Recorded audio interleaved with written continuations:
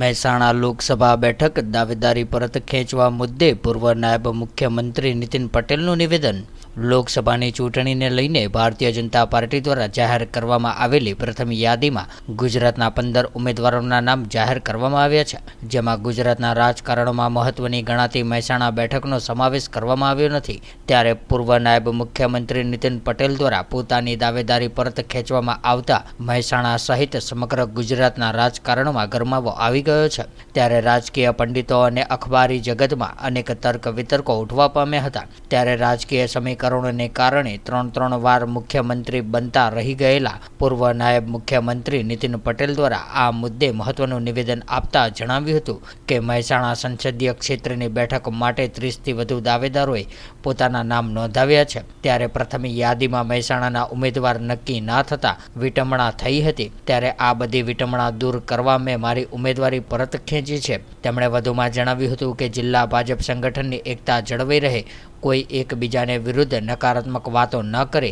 એ માટે ક્યાંકથી કોઈએ શરૂઆત કરવી જોઈએ. એ વિચારીને મેં નિર્ણય કર્યો કે મારી ઉમેદવારી મારે પરત ખેંચવી જોઈએ. ત્યારે મારા શુભેચ્છકોએ કેન્દ્રમાં મારા માટે અભિપ્રાય આપેલો હતો.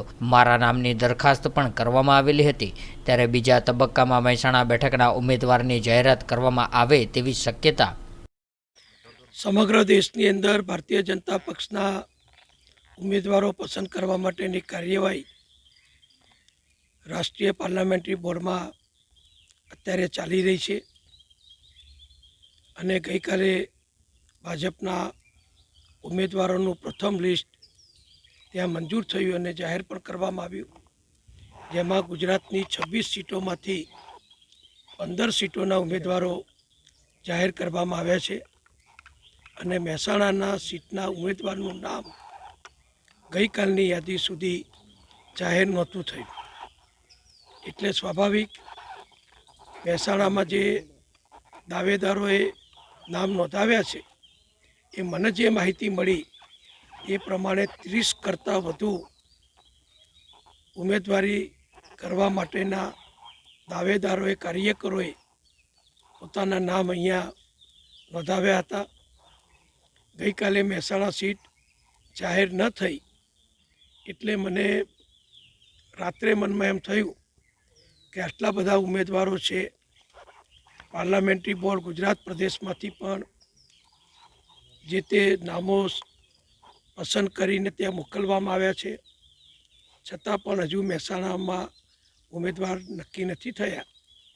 એટલે આ બધી વિટંબણાથી મારી જાતને દૂર કરવા માટે જિલ્લાનું ભાજપનું એકતા, સંગઠન અને બધાને એકબીજાનો પ્રેમ જળવાઈ રહે એ માટે અને કોઈ એકબીજા વિરુદ્ધ કોઈ નકારાત્મક વાત ના કરે એ માટે ક્યાંકથી કોઈએ શરૂઆત કરવી જોઈએ.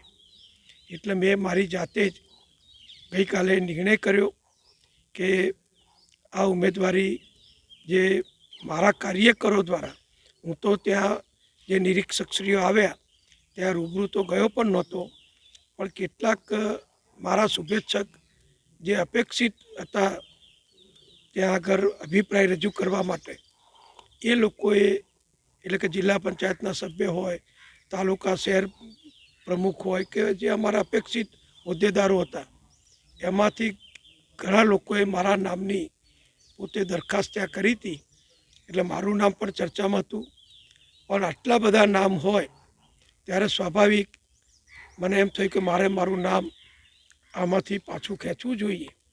એટલે મેં ગઈકાલે નિર્ણય કરી અને મારું નામ પરત ખેંચવા માટે, દાવેદારી પાછી ખેંચવા માટે તૈયારી કરી અને આજે બપોરે સોશિયલ મીડિયાના માધ્યમો મારફતે એની જાણકારી આપ સૌને આપી છે.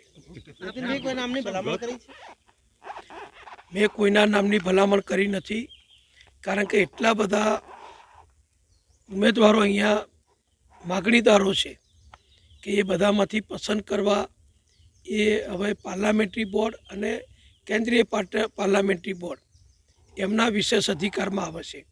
એટલે એમાં મને કંઈ કોઈને પૂછ્યા વગર કે કોઈ જવાબદારી આપ્યા સિવાય કોઈના નામનું સૂચન કરવું એ મને યોગ્ય લાગતું નથી.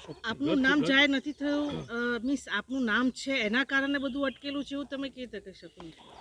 એ 11 સીટો ગુજરાતમાં જાહેર કરવાની બાકી છે. એટલે કેન્દ્રીય પાર્લામેન્ટરી બોર્ડ દરેક રીતે ચકાસીને નિર્ણય કરે. એટલે એમાં મહેસાણાની પણ બાકી રહી છે. મહેસાણાની સીટ બાકી રહે એ પણ મારી દૃષ્ટિએ યોગ્ય ન કહેવાય, કારણ કે મહેસાણા એ ભાજપનો ગઢ છે અને મહેસાણામાં આટલા બધા ઉમેદવારોની જ્યારે અહીંયા નોંધણી થઈ હોય ઉમેદવારી કરવા માટે, તો સ્વાભાવિક છે કે બધી કાર્યવાહી કરતાં થોડો સમય લાગે, ચકાસણી કરતાં સમય લાગે અને બીજા પરિબળોને પણ ધ્યાનમાં રાખવાના હોય. એ બધું ધ્યાનમાં રાખીને કેન્દ્રીય પાર્લામેન્ટરી બોર્ડ હવે બીજા તબક્કામાં શક્ય છે કે મહેસાણાના ઉમેદવારનું નામ जाहिर करें।